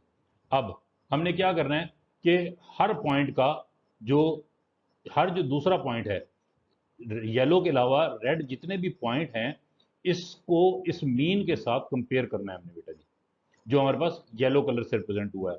इसी तरीके से दूसरे क्लस्टर के भी जो हमारे पास पॉइंट्स हैं, डेटा पॉइंट्स हैं, इन सब का डिस्टेंस निकालना है इस येलो वाले पॉइंट के साथ बेटा जी। जब हम ये काम कर लेंगे, जो रेड पॉइंट्स मैंने लगाए हैं और इसके साथ हम ये करेंगे, तो हमारे पास एक नया मीन आने के चांसेस हैं। और वो नया मीन यहाँ पे सी में दिखाया गया है। सी में हमारे पास ये जो प्लस का साइन है, आप नोट करें कि ये दोनों सर्कल्स में या दोनों क्लस्टर्स के अंदर तकरीबन सेंटर की वैल्यू आ गई है। अब हमने दोबारा क्या करना है हमने बेटा जी, कि ये जो हमारे पास जो पॉइंट्स थे, इन पॉइंट्स को हमने रीअसाइन करना है इन के साथ मेजर करते हुए डिस्टेंस को। अब आप नोट करें कि हमारे पास आइट्रेशन सेकंड के अंदर जब हमने ये काम परफॉर्म किया, तो हमारे पास नंबर ऑफ एलिमेंट्स जो पहले 5 थे और दूसरे के अंदर ज़्यादा थे बेटा जी, वो अब तकरीबन तकरीबन बराबर हो गए। ठीक है बेटा जी, इसका मतलब क्या हुआ कि अब हमारे वैल्यू सेंटर में आ गई। इसी तरीके से आप हर आइट्रेशन के बाद देखें कि आपका जो सेंटर है वो चेंज होता जा रहा है और मोस्ट जो है मोस्ट कंप्रिहेंसिव या उसको मतलब कि मोस्ट यूजफुल होता जा रहा है बेटा जी हमारे पास। और आखिर में आप देखें कि हमारे पास जो फोर्थ जो है और रिकम्पिटिशन जो है, क्लस्टर असाइनमेंट और रिकम्पिटिशन, अगर आप देखें तो इन दोनों के दरमियान में हमारे पास जो है वो डिफरेंस नहीं है। अब हमारे पास फर्दर चेंजेस नहीं आ रही, तो हम अपने एक्सट्रीम को पहुंच गए हैं। इस जगह पे हमारे पास एसएससी भी कम हो गया है बेटा जी। उसके अलावा हमारा जो सेंट्रॉइड है वो भी चेंज नहीं हो रहे। लिहाजा हम क्या करेंगे, हम इस क्लस्टर को फाइनल कर देंगे। हम कह देंगे ये हमारा क्लस्टर फाइनल हो गया बेटा जी। अब ये जो एग्जाम्पल है, इस एग्जाम्पल की अगर हम बात करें, तो ये के मीन एल्गोरिदम सारे का सारा जो है, बेसिकली ये जो री असेसमेंट और बाकी तमाम चीज़ें हैं, ये डिस्टेंस की बेस पे चल रही होती हैं बेटा जी। आपके पास हर बार जब आपने सीड निकालना है और आपकी सेंट्राइड वैल्यू या जो मीन आपके पास आ जाता है, उसको आपने बाकी डेटा पॉइंट्स के साथ हर बार कंपेयर करते चले जाना है। तो डिस्टेंस जो हम मेजर करते हैं, उसके लिए हमारे पास जो सबसे नोन जो एल्गोरिदम है वो यूक्लिडियन स्पेस है बेटा जी। ठीक है बेटा जी। के मीन एल्गोरिथम जो है वो किसी भी आपके पास किसी भी तरह के डेटा सेट के ऊपर अप्लाई हो सकता है। और द मीन ऑफ द के is cluster is computed with, जो आपका जो मीन आप हर बार जो कंप्यूट करते हैं, वो एक इस जो कंप्यूट करने का उसका तरीकाकार है, वो बेटा जी यहाँ पे जो इक्वेशन नंबर 2 मेंशन की गई है, इसमें हमने मीन निकाला गया है। और इस मीन का फिर हम हर डेटा पॉइंट के साथ डिस्टेंस निकालते हैं। एक्स आई, एक्स 1, एक्स 2, एक्स3 था हमारे पास, उन सब का हमने मीन के साथ डिस्टेंस निकाल लेना है। मीन हमारा एम जे है और उसके साथ हमने डिस्टेंस निकालना है। तो इक्वेशन नंबर 3 जो है वो हमें डिस्टेंस कैलकुलेट करने का तरीका कार बता रही है, x1, x2 और एंड सो ऑन का बेटा जी। तो इस तरीके से आपके पास डिस्टेंस मेजर किया जाता है जब आपके पास मीन निकल आता है बेटा जी। तो आपका जो के मीन एल्गोरिदम है वो इन्हीं दो चीज़ों के का जो है कंपोजिशन है या कंपोजिशन है बेटा जी, जिसमें आपके पास मीन है और डिस्टेंस है। मीन और डाटा पॉइंट का डिस्टेंस दोनों आप कंप्यूट करते रहते हैं, जिसकी बेस पे आपके क्लस्टर्स की शेप बेटर होती जाती है। और एट द एंड एक स्टेज ऐसी आती है कि आपके क्लस्टर चेंज होना खत्म हो जाते हैं। वहां पे आके आपको स्टॉप करना पड़ता है बेटा जी। ठीक है बेटा जी। जी बेटा जी। नेक्स्ट जो स्लाइड है हमारे पास, के मीन को हम ऐसे डाटा सेट पे भी अप्लाई कर सकते हैं बेटा जी, जो कि आपका डिस्क वर्जन हो। डिस्क वर्जन मतलब कि ऐसा डाटा जो आपका रैम में ना आ सके, आप उसको क्लस्टरिंग करने के परफॉर्म करने के लिए भी आप इस्तेमाल कर सकते हैं। उसका तरीकाकार यहाँ पे थोड़ा सा इसने ऐसे मेंशन कर दिया है बेटा जी, आप इसको देख सकते हैं कि हर आइट्रेशन जो है वो एक पर्टिकुलर सेट ऑफ डाटा पे होगी, जो रैम के अंदर लाया जाएगा। उसके ऊपर आप पहले पहले क्लस्टरिंग परफॉर्म कर लेंगे और क्लस्टरिंग परफॉर्म करने के बाद आप उसके रिजल्ट्स को अपने पास सेव कर लेंगे और फिर नेक्स्ट पोर्शन आप अपलोड कर सकते हैं बेटा जी। इसमें नंबर ऑफ आइट्रेशन जो है वो आपके पास इन प्रैक्टिस जो है उसकी लिमिट जो है वो 50 से लेस देन होनी चाहिए बेटा जी। लेकिन इस जो लार्ज स्केल डाटा है उसके ऊपर क्लस्टरिंग को एल्गोरिदम को परफॉर्म करने के लिए सबसे बेस्ट एल्गोरिदम आपके पास बेयर है बेटा जी। उसको भी आप चाहें तो आप इस्तेमाल कर सकते हैं। तो ये भी थोड़ा सा आउट ऑफ स्कोप हो जाएगा अगर हम इसको फर्दर डिस्कस करते हैं। तो बस अब आप सिर्फ इतना याद रखें कि के मीन एल्गोरिदम आपके पास जो डिस्क वर्जन है उस पर भी काम कर सकता है, और जो मेमोरी बेस्ड वर्जन है उस पर भी काम कर सकता है। मेमोरी से मुराद यहाँ पे रैम है, और डिस्क का मतलब है हार्ड डिस्क में जो डाटा साइज, अगर आपका डाटा का साइज इतना बड़ा है कि वो हार्ड डिस्क उसमें रैम पे लोड नहीं हो सकता, तो ये हार्ड डिस्क पे रहते हुए भी उस पर काम परफॉर्म कर सकता है बेटा जी। ये डिस्क वर्जन का यहाँ एल्गोरिदम दिया हुआ है, यहाँ पे उसने डिफरेंट चंक्स में आप अपने डाटा को डिवाइड कर देंगे, और चंक बाय चंक हम आपको क्लस्टर में डिवाइड करेंगे बेटा जी। अब अगर हम बात करें इसकी स्ट्रेंथ्स की बेटा जी, सबसे पहली बात तो ये है कि ये most simplest form of clustering है बेटा जी, इसको समझना बहुत आसान है। अगर एफिशिएंसी की हम बात करें तो इसकी जो एफिशिएंसी है वो बिग ओ नोटेशन के थ्रू बेटा जी OTKN है, time complexity, where n is the number of data points. ये डिपेंड करते हैं, मतलब इसकी कम्प्लेक्सिटी डिपेंड करती है n पे, नंबर ऑफ डेटा पॉइंट्स पे, k is the number of cluster, कितने क्लस्टर्स हैं, और t is the number of iteration. तो तीन चीजें, आइट्रेशन, क्लस्टर्स और n साइज ऑफ डाटा, इस पे आप इसकी परफॉर्मेंस डिपेंड करती है। जितना बड़ा डाटा होगा उतना ज़्यादा ये टाइम, इसकी टाइम कम्प्लेक्सिटी इंक्रीज होगी बेटा जी। टी और के इसका बहुत ज़्यादा इस्तेमाल होता है, ठीक है बेटा जी, इसलिए इसी को हम लीनियर एल्गोरिथम भी कह सकते हैं। के मीन सबसे पॉपुलर, ये तो मैंने आपको पहले बता चुका हूँ बेटा जी, और टर्मिनेट करता है आपका SSC की बेस पे, ये हम चीज़ें देख चुके हैं बेटा जी। अच्छा जी, अगर हम वीकनेस की बात करें तो ये जो मीन जो है, आपको याद होगा मीन वैल्यू का सबसे बड़ा इशू जो हमने देखा था वो था कि बेटा जी इट इज़ क्या कहते हैं, ये झुकता है या उन डाइवर्ट होता है उस तरफ पे, आउटलायर्स की तरफ से, ठीक है बेटा जी। एक आउटलायर आने से आपका पूरे का पूरा डाटा सेट का जो मीन है वो अफेक्ट हो जाता है। तो ये अफेक्ट हो जाता है आपके आउटलायर से, इसलिए इसमें सबसे बड़ा प्रॉब्लम यही है बेटा जी। तो क्या करेंगे, इस तरह के मामलों को हल करने के लिए हम क्या करते हैं बेटा जी, आउटलायर्स को निकाल देते हैं, ठीक है बेटा जी। एल्गोरिदम, इसमें जो एल्गोरिदम है वो डिफाइन क्योंकि मीन की बेस पे हो रहा है, और तो इसका इसका सबसे बड़ा इशू यही है बेटा जी। और अगर कैटेगोरिकल डाटा हो, कैटेगोरिकल, ठीक है बेटा जी, हमारे पास दो तरह था ना, न्यूमेरिकल और कैटेगोरिकल डाटा। अब कैटेगोरिकल डाटा के ऊपर आपके पास इसका जो फॉर्मेट है या जो इसका वर्जन जो काम करता है वो के मोड वर्जन है बेटा जी। वहाँ पे हम मीन नहीं, मोड वैल्यू की बेस पे काम करते हैं। अभी हम इसको इतनी हद तक ही रखते हैं कि के मीन का कैटेगोरिकल वर्जन के मोड है, उसको हम उस जब हम पढ़ेंगे तो फिर हम इसको डिटेल से देखेंगे बेटा जी। तो एल्गोरिदम सेंसिटिव है आउटलायर्स की तरफ, अगर इसमें कोई आउटलायर आ जाए आपके डाटा सेट के अंदर तो इसकी परफॉर्मेंस जो है वो अफेक्ट हो जाती है बेटा जी, ठीक है बेटा जी। ये यहाँ पे एग्जांपल आपके पास आउटलायर की इफेक्ट दिखाई गई है कि आपके पास एक वैल्यू ऐसी है जो बहुत ज़्यादा बाहर है, ठीक है बेटा जी। इससे क्या होगा कि आपकी मीन वैल्यू सेंटर में आ रही है जो कि एम्प्टी स्पेस को रिप्रेजेंट कर रहा है। आपका जो मीन है, जो प्लस का साइन है यहाँ पे, आप इसको अगर गौर से देखें तो ये बेसिकली आपके बाकी जो डेटा पॉइंट्स हैं उन सब से दूर है। इस डेटा पॉइंट को देख लें या इस डेटा पॉइंट को दरम्यान में देख लें, इससे ये बहुत दूर है बेटा जी। क्यों? क्योंकि आउटलायर की वजह से। तो यहाँ पे क्या होगा, हम आउटलायर को इस क्लस्टर का हिस्सा नहीं बनाएंगे तो आपके क्लस्टर क्या हो जाएंगे, आइडियल क्लस्टर की फॉर्म में आ जाएंगे। एक आउटलायर जो है वो आपके आइडियल क्लस्टर्स को डिस्टर्ब कर सकता है। ये बात उसने समझाने की कोशिश की, और ये इसका सबसे बड़ा ड्रॉबैक है बेटा जी, ठीक है बेटा जी। तो इसने ये यहाँ पे इसका सोल्यूशन बताया है कि इस तरह के केस में आपको क्या होगा कि आउटलायर जो पॉइंट है, ऐसा डेटा पॉइंट जो आपको आउटलायर को रिप्रेजेंट कर रहा है, आपको उसमें से आप उसको डेटा सेट में से अपने निकाल देंगे ताकि वो आपके रिजल्ट्स को अफेक्ट ना कर सके बेटा जी।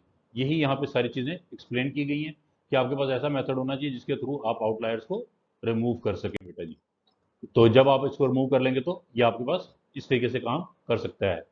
अच्छा जी, अब इसकी दूसरी जो चीज़ इसने यहाँ दिखाई गई है कि आपके पास इसके जो ये जो के मीन एल्गोरिदम है बेसिकली, ये आपके पास रैंडम सिलेक्शन ऑफ सीड की बेस पे जब क्योंकि काम करता है, तो अगर आपकी पहली सिलेक्शन ही गलत हो जाए तो आपका पूरे का पूरा डाटा सेट जो है वो गलत हो जाएगा।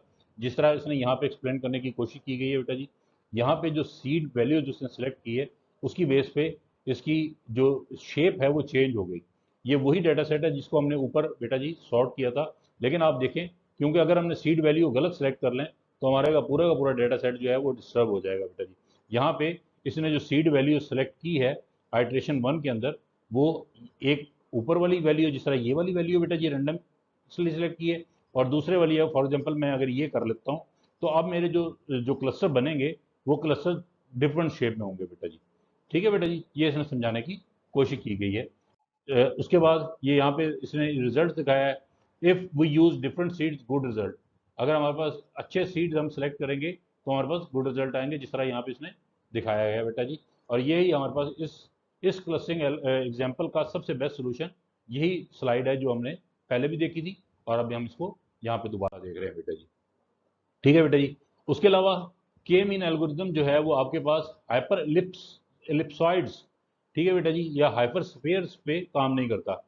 इसका इससे मुराद ये है कि हमारे पास अगर डेटा सेट ऐसे हों जो कि जो लीनियर या किसी प्रॉपर डिस्ट्रीब्यूशन को ना दिखा रहे हो, और हमारा डेटा सेट ऐसा हो जिसको ज़रा नेचुरल से ज़रा हटके हो, तो वहाँ पे हमारा के मीन क्लस्टर जो है वो काम नहीं करेगा बेटा जी। ठीक है बेटा जी, ये भी इसकी वीकनेस है। ये पूरी की पूरी समरी आ गई कि आपका इसकी वीकनेसेस क्या क्या हैं, ये कैसे काम करता है, एविडेंसेस, इसके रुकने का तरीकाकार क्या है बेटा जी। ये तमाम चीज़ें यहाँ एक्सप्लेन कर दी गई हैं। और common ways to represent cluster, हम क्लस्टर को रिप्रेजेंट कैसे कर सकते हैं बेटा जी, रेडियस के थ्रू, स्टैंडर्ड डेविएशन के थ्रू आप इनको रिप्रेजेंट कर सकते हैं। सेंट्रॉइड बेस्ड हो सकते हैं आपके बेटा जी। यहाँ पे इसने जिस तरह बताया बेटा जी, यहाँ पे ये रेडियस की बात कर रहा है। स्टैंडर्ड डेविएशन की बेस पे आपके क्लस्टर डिफाइन किए जा सकते हैं। क्लस्टर का स्ट्रक्चर जो है सेंट्रॉइड रिप्रेजेंटेशन हो सकती है बेटा जी, अकेली इस्तेमाल की जा सकती है, और अदर शेप्स भी आपकी हो सकती हैं। तो आपके क्लस्टर को रिप्रेजेंट करने के एक से ज़्यादा तरीका का मौजूद हैं आपके पास। जिस तरह यहाँ पे यूजिंग क्लासिफिकेशन मॉडल, यहाँ पे इसने क्लासिफिकेशन मॉडल को इस्तेमाल करते हुए आपके क्लस्टर्स को रिप्रेजेंट करने की कोशिश की है बेटा जी। फॉर एग्जांपल यहाँ पे आपके पास 3 वैल्यूज हैं बेटा जी, 1 1 2 2 3 3, ये अकरेंसेज हैं आपके पास। तो क्लस्टर जो इसने 3 क्लस्टर बनाए हैं, क्लस्टर 1, क्लस्टर 2, क्लस्टर 3। क्लस्टर 1 जो है बेटा जी, वो कह रहा है कि x की वैल्यू, ये जो क्लस्टर 1 जो है, इसमें उसने बताया कि आपके पास x जो है वो 2 से लेस हो तो आपका क्लस्टर 1 बनेगा। ठीक है बेटा जी। क्लस्टर 2 जो है आपके पास वो x से बड़ा हो, मतलब कि 2 से बड़ी हो वैल्यू, और y जो है 1.5 से बड़ा हो। ठीक है बेटा जी। x और y की वैल्यू, x और y यहाँ पे, ये आपकी y की वैल्यू और ये 1 की वैल्यू दिखाई है, उसके बेस पर डिवाइड किया है। इसी तरह क्लस्टर 3 उसने डिफाइन किया है। ठीक है बेटा जी। All the data points in the cluster are regarded to have the same class labelled. तो आप हर क्लास को जो इसकी बेस पर डिवाइड होगा उनको लेबल दे देंगे। किसी को आपने 1 1 कह दिया और किसी को आपने 2 2 कह दिया। इस तरीके से भी आप अपने क्लस्टर को रिप्रेजेंट कर सकते हैं लेबल्स को इस्तेमाल करते हुए बेटा जी। ठीक है। तो लेबल, ये जो आपके पास लेबल का जो तरीकाकार है जिसमें क्लस्टर का आप लेबल असाइन करते हैं, ये सबसे आसान तरीकाकार, सबसे फ्रीक्वेंटली यूज है। This method is mainly for clustering of categorical data. ज़्यादातर हम इसको कैटेगोरियल डाटा के लिए इस्तेमाल करते हैं, के मोड वगैरह के लिए। और main method use in text clustering, जब भी हम टेक्स्ट क्लस्टरिंग की बात करेंगे तो वहाँ पे हम इस मेथड को इस्तेमाल करते हैं बेटा जी। इसी तरह अगर आपके पास क्लस्टर जो है इरेगुलर या आर्बिट्रेरी शेप के हों, जो हमने पहले भी बात की है, तो उसको रिप्रेजेंट करने के लिए भी हमारे पास जो है क्लस्टरिंग के एल्गोरिदम्स, डिफरेंट एल्गोरिदम्स हैं जिनको हम इस्तेमाल कर सकते हैं। हमारे पास जो के मीन एल्गोरिदम है या जो पार्टीशन बेस्ड एल्गोरिदम है वो इसके लिए बेस्ट सूट नहीं करते। ये इसने यहाँ पे लिखा है बेटा जी, hyper elliptical and hyper spherical clusters are usually easy to represent using their centroids together with spreads. ठीक है। Irregular shape clusters are hard to represent. आपके पास ये जो इरेगुलर शेप क्लस्टर होते हैं इनको रिप्रेजेंट करना मुश्किल हो जाता है with the help of centroid के जरिए। सेंट्रॉइड के जरिए आप इरेगुलर क्लस्टर को रिप्रेजेंट नहीं कर सकते बेटा जी। अगली जो हमारी क्लस्टरिंग की टाइप है बेटा जी, के मीन क्लस्टरिंग के बाद, वो भी हमारी जो पार्टीशन क्लस्टरिंग है, लेकिन इसको हम डेंडोग्राम या ट्री बेस्ड क्लस्टरिंग या हायरार्किकल क्लस्टरिंग कहते हैं बेटा जी। इस क्लस्टरिंग को आने वाली जो जितनी भी स्लाइड्स हैं इससे आगे, वो सारी की सारी इसी क्लस्टरिंग को आपको एक्सप्लेन करेंगी। इसमें मैंने आपको याद हो तो मैंने आपको बताया था बेटा जी, इसमें हम टॉप डाउन और बॉटम अप अप्रोच दोनों को इस्तेमाल कर सकते हैं। टॉप डाउन अप्रोच हमारी ये कहती है कि हम नीचे से लीफ की वैल्यूज़ को एक्सप्लेन करते जाते हैं, मर्ज करते जाते हैं, और हमारे पास नए क्लस्टर बनते जाते हैं। जिस तरह यहाँ पे इसने पहले क्या किया बेटा जी, आपके पास 5 डेटा पॉइंट्स हैं और इसने हर एक को कह दिया कि वो आपका एक क्लस्टर है। 1 2 3 4 और 5 ये सारे के सारे क्लस्टर हैं। इसने फिर क्या किया बेटा जी, 1 और 2 को मिला के एक क्लस्टर बना दिया जिसको 6 कह दिया। इसी तरह 4 और 5 को मिला के एक क्लस्टर बना दिया जिसको 6 कह दिया बेटा जी। अब इसने 3 और 6 को मिला के एक क्लस्टर बनाया है 8, और 6 और 8 को मिला के एक क्लस्टर बनाया है 9। तो इसका मतलब है कि आपकी जो रूट है वो बेसिकली 9 है, और जो आपके पास जो लीफ नोड है वो आपके क्लस्टर्स है। अगर हम ऊपर से शुरू करें तो ये डिवीजन इसी तरीके से आप इसको एक्सप्लेन कर सकते हैं, टॉप डाउन और बॉटम अप अप्रोचेस दोनों को मद्देनजर रखते हुए बेटा जी। ठीक है बेटा जी। तो आपके पास इसकी एग्जांपल की अगर हम बात करें तो एग्लोमेरेटिव बॉटम अप क्लस्टरिंग कहलाती है बेटा जी, और डिविजिव क्लस्टरिंग जो मैंने आपको पहले बताया था, वो दोनों सिर्फ डिफरेंस क्या है, जो आपकी एग्लोमेरेटिव जो क्लस्टरिंग है बेटा जी, इसमें आपके पास जो है आप हमेशा रूट से शुरू करते हैं और इसको इसमें नीचे की तरफ बॉटम अप मतलब कि बॉटम से शुरू करते हैं और ऊपर की तरफ जाते हैं बेटा जी। ठीक है बेटा जी। जबकि डिवीजन में आपने हमेशा जो रूट नोड है उससे शुरू करना है और नीचे की तरफ मूव करना है। तो इसके जो पॉइंट्स हैं ये यहाँ पे रिप्रेजेंट कर दिए गए हैं। इसको एग्लोमेरेटिव क्लस्टरिंग जो है आपके पास मोर पॉपुलर है डिवीजन मेथड की निस्बत। ठीक है बेटा जी। ये क्या करती है, at the beginning each data point forms a cluster. आपके पास जितने डेटा पॉइंट्स होंगे, फॉर एग्जांपल अगर आपके पास एक डेटा सेट है उसके अंदर 100 रिकॉर्ड हैं, तो आप हर एक को कह देंगे कि 100 क्लस्टर हैं आपके पास शुरू में, और ये cluster with the passage of time आपके पास रिड्यूस होते चले जाएंगे बेटा जी। ठीक है बेटा जी। आप इनको मर्ज करते जाएंगे और मर्ज करने के बाद आपके पास क्लस्टर एंड में जो क्लस्टर होंगे वो सिर्फ एक क्लस्टर रह जाएगा। ये एल्गोरिथम फॉर्म में आपकी रिप्रेजेंट की गई है बेटा जी। तो यहाँ पे अगर आप इसको गौर से देखें तो आपके पास data points as a input दिए जाते हैं। यहाँ पे के प्रोवाइड नहीं किया जाता इसके अंदर, आपको आप इसमें आप नंबर ऑफ केस नहीं बताते बेटा जी, और ना आइट्रेशन का आपको पता होता है, ना आपको मीन वैल्यू चाहिए होती है, सिर्फ आप डेटा पॉइंट प्रोवाइड करेंगे। तो आप क्या करेंगे, शुरू में आपने हर डेटा पॉइंट को एक नया क्लस्टर समझ लेना बेटा जी, और उसके बाद आपने क्या करना है, उनका जो है ना डिस्टेंस मेजर करना शुरू कर देना है हर डेटा पॉइंट का जो डी से बिलोंग करता है, और ये आपने उस वक्त तक रिपीट करते चले जाना है जब तक आपके पास जो है सारे क्लस्टर्स आपस में मर्ज होके एक सिंगल क्लस्टर नहीं बच जाता बेटा जी। ठीक है बेटा जी। ये यहाँ पे एग्जांपल दी हुई है इसने, अगर आप इस एग्जांपल को गौर से देखें तो वही बात बेटा जी, P1 P2 P3 P4 आपके पास डेटा पॉइंट्स हैं, इनको मर्ज करते हुए हम 4 क्लस्टर तक हम जाएंगे, जिस तरह जिसको इसने नेस्टेड क्लस्टर की फॉर्म में यहाँ पे भी आपके पास दिखाया हुआ है कि आपके पास सबसे इंटरनल क्लस्टर जो है वो P1 और P2 इससे रिप्रेजेंट किया गया बेटा जी। ये जो है ये क्लस्टर 1 है आपके पास, जबकि क्लस्टर 2 जो है आपके पास वो आपके पास P4 और P5 का मजमुआ है। ठीक है बेटा जी। जब आप P4 और P5 के मजमूए से आगे की तरफ मूव करते हैं तो आपके पास जो अगली जो चीज़ है, आपके पास जो नेक्स्ट नया क्लस्टर बनता है वो P3 को मिलाने के बाद बेटा जी आपके पास क्लस्टर 3 बनता है, जब आपने P3 को ऐड किया P1 इसके साथ, P1 और P2 के साथ। ठीक है बेटा जी। इसी तरह आपके पास आखिर में P4 आपका बनता है, ये P1 पांचों के पांचों वैल्यूज को P1 P2 P3 P4 और P5 को मिलाने के बाद जब आप इन दोनों को जमा कर लेंगे, इन वैल्यूज़ को बेटा जी ये जो मैंने आपको बताई हैं, तो आपके पास क्या होगा, आपके पास 4 बनेगा जैसा कि यहाँ पे दिखाया गया है। तो ये बेसिकली एक किस्म की नेस्टिंग प्रोवाइड की जाती है इस तरह का काम करते हुए बेटा जी। जी बेटा जी। ये जो टॉपिक है, ये टॉपिक बेसिकली हमें अब रिप्रेजेंट बताएगा, एक्सप्लेन करेगा बेटा जी कि हम कैसे डिस्टेंस मेजर कर सकते हैं आपके दो क्लस्टर्स के दरमियान में बेटा जी। इसकी डिफरेंट टेक्निक्स इस्तेमाल हो सकती हैं, single link, complete link, average link या सेंट्रॉइड। ठीक है बेटा जी। सिंगल लिंक के अंदर हम क्या करते हैं बेटा जी, हमारे पास क्लोजेस्ट डेटा पॉइंट्स जो होते हैं डिफरेंट क्लस्टर्स से जो बिलोंग करने वाले, the distance between to clusters is the distance between the two closest data points in the two cluster.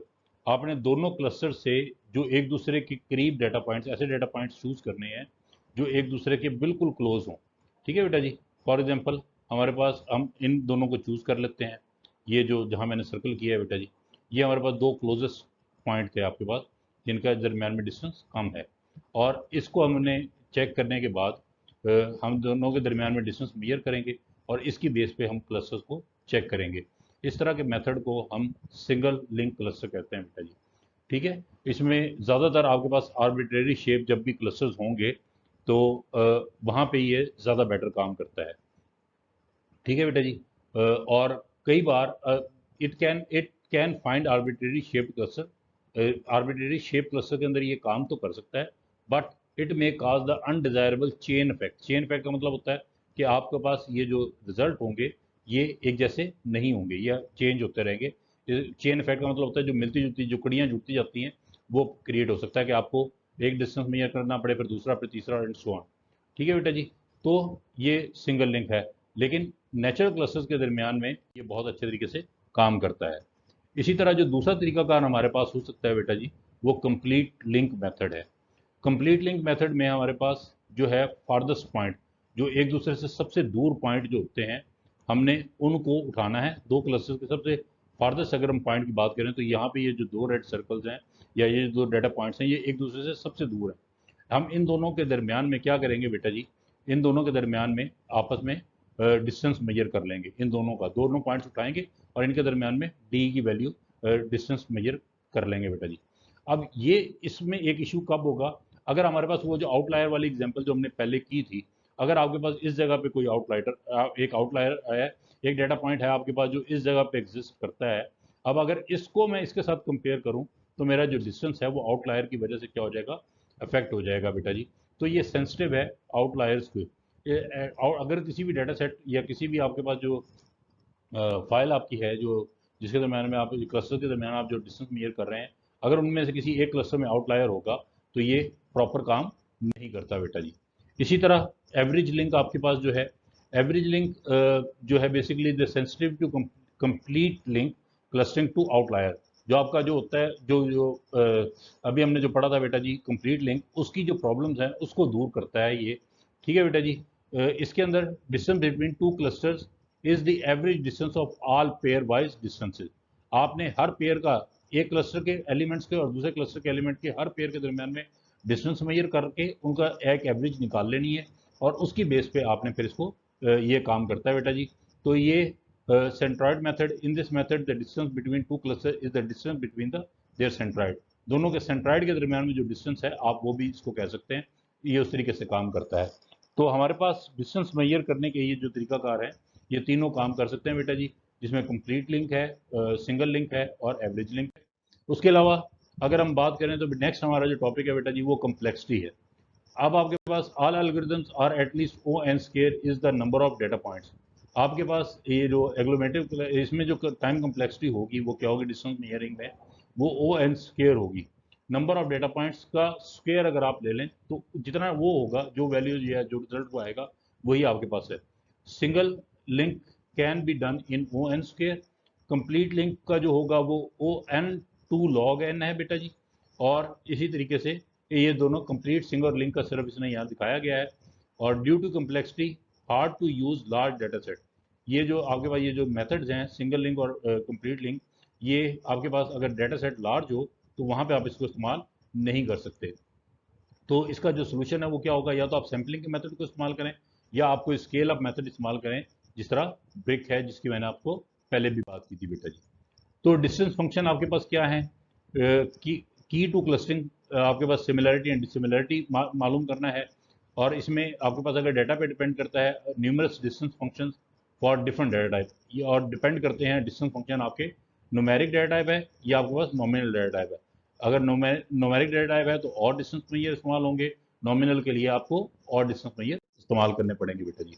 तो यहाँ पे इसने अब अगले आने वाली स्लाइड्स के अंदर आपके पास जो मोस्ट कॉमनली यूज आपके पास जो मुख्तलिफ डिस्टेंस फंक्शन हैं उनकी इसने बात की है। जिस तरह यूक्लिडियन डिस्टेंस है, मैनहट्टन सिटी ब्लॉक डिस्टेंस है बेटा जी। ये नाम आपको कम से कम लाजमी पता होना चाहिए, ताकि आपको कभी भी ज़रूरत पड़े तो हम इसकी फिर फर्दर डिटेल एक्सप्लोर कर लेंगे जब हमें ज़रूरत होगी बेटा जी। तो जो आपका जो डिस्टेंस है वो उसका जो फंक्शन है वो बेटा G D I S T है। और ये दो मीन्स के दरमियान में एक्स आई और एक्स जे, आपके जो डाटा पॉइंट्स होते हैं उनके दरमियान में डिस्टेंस को कैलकुलेट करता है। और यहाँ पे एक्स आई और एक्स जे दोनों आपके वेक्टर्स को रिप्रेजेंट करते हैं, जिस तरह हम बात कर चुके हैं बेटा जी। इसी तरह जो आपका मिंक वास्की जो है, ठीक है, मिंक वास्की जो डिस्टेंस है बेटा जी, ये पॉजिटिव इंटीजर्स के लिए, एच पॉजिटिव इंटीजर्स के लिए काम करता है। इसका जो एल्गोरिदम है वो यहाँ पे दिया गया है। इसमें आपके पास आपने एक्स एक्स और जे, आई और जे जो हैं आपके पास अगर क्लस्टर हों तो उनके के जो एक्स हर डेटा पॉइंट्स के दरमियान में आपने डिस्टेंस निकालना है और उसको 1/h के साथ जो है उसकी पावर ले लेनी है आपने। तो ये वो दिखाया गया है। इसी तरह यूक्लिडियन डिस्टेंस बेटा जी आपके पास जो है उसका जो फार्मूला है एच इक्वल टू, इसमें एच हमेशा 2 के बराबर होता है, इसलिए इसका जो तरीकाकार है वो एक्स, ये आपके पास जो स्क्वायर रूट आपने निकालना है हर एलिमेंट्स का, दोनों क्लस्टर्स के दरमियान के जो डाटा पॉइंट्स हैं उनका आपने डिस्टेंस निकाल लेना है, उसका स्क्वायर रूट ले लेना है और उसकी पावर भी लेनी है आपने बेटा जी। मैनहट्टन डिस्टेंस पावर नहीं होता, इसके अंदर आपके पास जो इसकी लेंथ है जो वो मेजर आपने करनी होती है बेटा जी। इसी तरह वेटेड यूक्लिडियन डिस्टेंस, ये इक्वेशंस और ये तमाम चीज़ें आपके पास रिकॉर्ड में रहनी चाहिए। जब कभी भी आप रिसर्च पेपर लिख रहे होंगे तो आपको जो आपको सबसे अच्छा रिजल्ट देगा, हम इनको एवेल्यूएट तो नहीं करते, लेकिन हम इन तमाम डिस्टेंसेस को इंडिविजुअली इस्तेमाल कर सकते हैं और हम रिजल्ट्स को की बेस पे ही डिसाइड करेंगे कि हमने कौन सा डिस्टेंस इस्तेमाल करना है, और जो डिस्टेंस हमें सबसे बेटर रिजल्ट दे रहा होगा क्लस्टरिंग के, उसी को हम लेके आगे चलेंगे बेटा जी। तो अगला जो है हमारे पास डिस्टेंस का जो है वो आपके पास जो है चेपचेप और डिस्टेंस है बेटा जी। इसमें स्क्वायर यूक्लिडियन डिस्टेंस भी है और चेपचेप डिस्टेंस भी है। ये दोनों के, इन सब के दरमियान में और इनकी इक्वेशंस के दरमियान में आप वेरिएशन अपने पास नोट करके लिख सकते हैं बेटा जी। इनकी डिटेल इसलिए ज़रूरी नहीं है, क्योंकि अगर हम इनकी डिटेल पढ़ने बैठेंगे तो हमें सारा मैथमेटिक्स सॉल्व करना पड़ेगा बेटा जी। हमने यहाँ, हमारा यहाँ पर्पज मैथमेटिक्स को सॉल्व करना नहीं, हमने सिर्फ और सिर्फ यहाँ से इनको जो है इंट्रोड्यूस करवाना है इनको, कि आपको पता हो कि आपके पास डिस्टेंस के कौन कौन से फार्मूला मौजूद हैं। ठीक है बेटा जी। और आपके रिजल्ट्स इनके फिर आपको एलेबोरेट करेंगे आप इनकी परफॉर्मेंस को। इसी तरह बेटा जी डिस्टेंस फंक्शन आपके पास बाइनरी और नॉमिनल एट्रीब्यूट्स अगर आपके हो तो उसके लिए कुछ और हैं, और मैंने आपको पहले बताया था कैटेगोरियल डेटा के लिए और हैं। ठीक है बेटा जी। आपके पास फॉर एग्जांपल बाइनरी एट्रीब्यूट अगर आपके पास वो हैज़ टू वैल्यूज और states but no ordering relationship, E G. Gender आपके पास फॉर एग्जांपल है मेल और फीमेल, तो ये एक बाइनरी एट्रीब्यूट है बेटा जी, जिसकी सिर्फ दो ही वैल्यूज हम यूजली इस्तेमाल करते हैं। We use confusion matrix to introduce the distance function मैयर। इस तरह के केस के अंदर हमारे पास जो डिस्टेंस निकाला जाता है वो कन्फ्यूजन मैट्रिक्स के थ्रू है। ये कन्फ्यूजन मैट्रिक्स दिखाई गई है बेटा जी। यहाँ पे अगर आप देखें तो आपके पास ए बी सी डी आपके पास कैटेगोरियल डाटा है, और 1010 आपके पास बेटा जी आपके पास उनकी वैल्यूज हैं। तो यहाँ पे A plus C, B plus D, A plus B plus C plus D, और ए सी प्लस डी और ए प्लस बी, ये नीचे इसने इनकी सारी वैल्यूज बताई है बेटा जी। The number of attributes for both values, तो यहाँ पे आपने इनकी वैल्यूज की बेस पे आपने इसको कैलकुलेट कर लेना है, ये कन्फ्यूजन मैट्रिक्स बनाते हुए बेटा जी। अब आपके पास सिमेट्रिक बाइनरी एट्रीब्यूट्स अगर हों तो आप क्या करेंगे बेटा जी, if both of its states 0 और 1 is equal to and importance तो कैरी सम वेट, तो हम इनको कोई ना कोई वेट दे सकते हैं बेटा जी। डिस्टेंस फंक्शन सिंपलिंग मैचिंग कोएफिशिएंट, ठीक है बेटा जी। डिस्टेंस फंक्शन क्या करता है, सिर्फ इनको मैच करता है और कुछ नहीं करता बेटा जी। ठीक है, तो ये एग्जांपल यहाँ पे दी हुई है पिछले फार्मूले के तहत। आपके पास अगर दो बाइनरी एट्रीब्यूट्स हों x1 और x2, तो ये उनकी कुछ वैल्यूज हैं, उन वैल्यूज की बेस पे यहाँ पे डिस्टेंस मेजर करके दिखाया गया है बेटा जी। इसी तरह आपके पास सिमेट्रिक ना हो, एसिमेट्रिक अगर बाइनरी एट्रीब्यूट्स हों, ठीक है बेटा जी, if one of these states is more important और the more valuable than the other.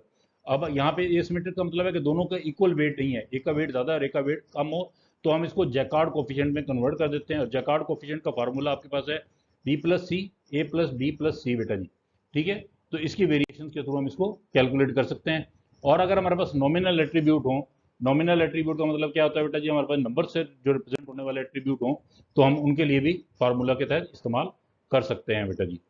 तो distance function for the text document जो है आपके पास, वो जो है आपके पास उसमें बैग ऑफ वर्ड्स भी है, क्लस्टरिंग के लिए इस्तेमाल होता है बेटा जी। सिमिलर कोसाइन सिमिलैरिटी है, जैकार्ड सिमिलैरिटी है, इनके मुख्तलिफ फार्मूलाज हैं और मुख्तलिफ तरीकाकार हैं जिनको हमने लेके चलना है बेटा जी।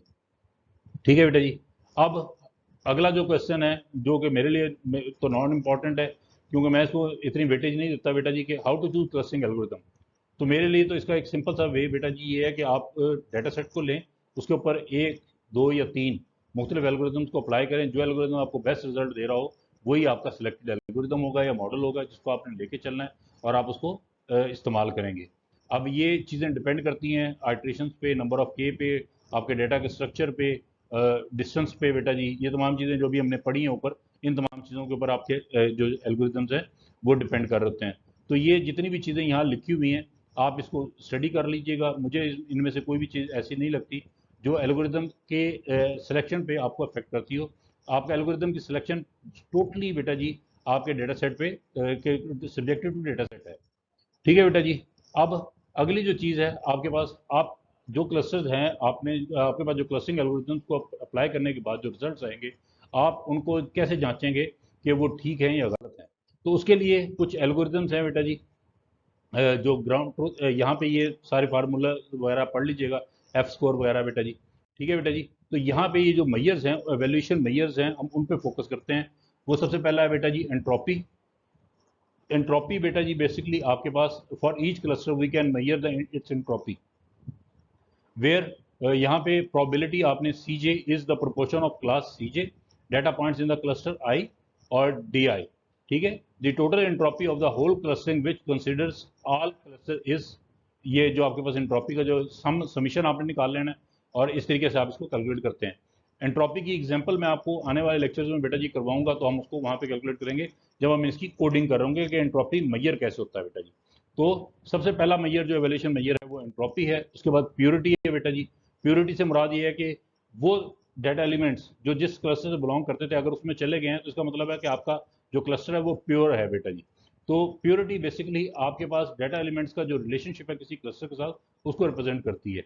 This again measure the extent to which the cluster contains only one class of data. The purity of each cluster is computed with, इसका जो मेथड है या जो इसकी जो है वो maximum of P R C J है बेटा जी। The total purity of the whole clustering जो है वो समीशन के थ्रू निकलती है। यहाँ पे 31 और 32 दोनों इक्वेशन मेंशन कर दी गई हैं। उसके बाद बेटा जी ये एंट्रोपी और मैयर करने के लिए इसने लास्ट में एक एग्जांपल दी है और इसने यहाँ पे आपके पास जो है क्लस्टर्स बनाए हैं बेटा जी। वो कहता है कि आपके पास टेक्स्ट कलेक्शन डी ऑफ 900 आपके पास डॉक्यूमेंट्स हैं फ्रॉम 3 टॉपिक्स। उसने स्पोर्ट्स, साइंस, स्पोर्ट्स और पॉलिटिक्स से 900 डॉक्यूमेंट दिए हैं। Each class has the 300 document और हर एक के अंदर उसने क्या किया है 300 डॉक्यूमेंट्स कंसिडर कर लिए हैं। जिस तरह यहाँ पे उसने मेंशन किया हुआ है टोटल बेटा जी, आप ये टोटल नीचे देख सकते हैं। साइंस के भी 300 हैं, स्पोर्ट्स के भी 300 हैं। ये जो टोटल वाला जो कॉलम है इस जगह से इस जगह तक बेटा जी ये आपके पास टोटल को रिप्रेजेंट कर रहा है। तो इसने यहाँ पे क्लस्टर 1 क्लस्टर 2 की जो वैल्यूज हैं वो रिप्रेजेंट कर दी हैं। इसमें each document D is labelled with one of the topics classes, किसी एक टॉपिक से बिलोंग करेगी या साइंस से या उससे, और फिर उसकी एंट्रोपी और वो मैयर की है बेटा जी। यहाँ पे एंट्रोपी और उसको मैयर करने का तरीकाकार जो है वो उसने हम नेक्स्ट स्लाइड पे मूव करते हैं बेटा जी। इसमें भी इसने इसके क्राइटेरिया नहीं बताया, बस सिर्फ उसने एग्जांपल बता दी है कि हम इसको कैसे कैलकुलेट कर सकते हैं और उसने वहाँ पे मेजर करने का तरीकाकार अभी नहीं मेंशन किया। जो मैंने आपको बताया कि बेटा जी मैं एक रनिंग एग्जांपल आपको करवाऊंगा जिसके थ्रू हम इसको इंशाल्लाह ताला सॉल्व करेंगे। उसके बाद बेटा जी एवेल्युएशन के लिए आपके पास जो ग्राउंड ट्रुथ है तो इसने यहाँ पे बताया कि हम किस तरीके से कर सकते हैं। अगर आपके पास कंप्यूटर के बेस पे आपने करना है तो एंट्रोपी और आपने ये कर लेना है, वरना आपने क्या करना है बेटा जी एक्सपर्ट्स हायर करने हैं जो आपके डेटा सेट को ग्रेड करें और ग्रेड के बाद आप अपने क्लस्टरिंग एल्गोरिथम की परफॉर्मेंस को कैलकुलेट कर सकते हैं बेटा जी। तो इंटर क्लस्टर कोहेजन का मतलब है कि आपके पास जो कम्पैक्टनेस, जो आपके पास जो क्लस्टर बने हैं वो कम्पैक्ट होने चाहिए। मतलब कम्पैक्ट होने का मतलब ये है एक क्लस्टर कम्पैक्ट कब होता है बेटा जी, एक क्लस्टर उस वक्त कम्पैक्ट होता है जब उसके अंदर पाए जाने वाले तमाम एलिमेंट्स का मीन जो है वो एक दूसरे से बिल्कुल करीब हो और वो चांसेस ही ना हो किसी और जगह पे जा सके बेटा जी। इसी तरह इंट्रा क्लस्टर जो इंट्रा क्लस्टर में कम्पैक्टनेस देखनी होती है और इंटर क्लस्टर में आइसोलेशन होनी चाहिए। आइसोलेशन से मुराद क्या है बेटा जी कि आपके पास दो क्लस्टर्स अगर मौजूद हैं तो दोनों क्लस्टर्स का जो मीन है वो एक दूसरे से मैचिंग नहीं होना चाहिए, वो एक दूसरे से डिफ्रेंशिएट करता हुआ नजर आना चाहिए बेटा जी। ठीक है बेटा जी। तो इसकी इनडायरेक्ट वैल्यूएशन यहाँ पे इसने बताई है कि आपके पास इनडायरेक्ट वैल्यूएशन ये भी हो सकती है कि आप अपने किसी एक्सपर्ट को इस्तेमाल करें और उसको इस्तेमाल करते हुए आप उसको कर लें बेटा जी। तो ये आखिर में इसने होल्स की बात की है कि हमारे पास जो डाटा है हम यूज़ करते हैं, जो सिलेक्ट करते हैं, हो सकता है कि उसके अंदर कुछ होल्स पाए जाएँ। उन होल्स को कवर अप करने के लिए हमारे पास मुख्तलिफ एल्गोरिथम्स हैं जिनको हम यूज़ कर सकते हैं बेटा जी। तो ये बेटा जी, तो ये हमने क्लस्टरिंग के जो इंट्रोडक्शन था उसको कंप्लीट कर लिया है बेटा जी। इसमें काफ़ी सारे एल्गोरिथम्स और काफ़ी सारी उसकी चीज़ों की हमने बात की। आपको कुछ कोड मैंने पिछले लेक्चर में की जो स्लाइड अपलोड की थी उसके अंदर कोड था बेटा जी। बाकी आपको गिटहब और कैगल से भी इसके कोड्स मिल सकते हैं। तो हम इसको इनिशियली इंशाल्लाह ताला रन भी करके देखेंगे असाइनमेंट्स के थ्रू भी और वैसे के भी थ्रू। अब इस वीडियो के अलावा मैं आपको कुछ लिंक्स और कुछ कोड्स और एग्जांपल्स प्रोवाइड कर दूंगा। वो आपका काम है बेटा जी, आपने उसको पाइथन के अंदर रन करना है। रन करने के बाद आपके जो रिजल्ट्स आते हैं उन रिजल्ट्स को देखते हैं कि आप उसको डिस्क्राइब कर सकते हैं अपने मीनिंग में या नहीं डिस्क्राइब कर सकते। तो ये आपका जो है सुपरवाइज अनसुपरवाइज लर्निंग से मुतल्लिक आज का लेक्चर था क्लस्टरिंग से रिलेटेड बेटा जी। उम्मीद है कि आपको इंटरेस्टिंग लगेगा। लेंथी हो गया कुछ, उसके लिए बेटा जी मैं माजरत खाऊँ। इंशाल्लाह ताला हम इसको फर्दर डिस्कशन के थ्रू जो है क्लैरिफाई करने की कोशिश करेंगे। ठीक है बेटा जी, अल्लाह हाफिज़।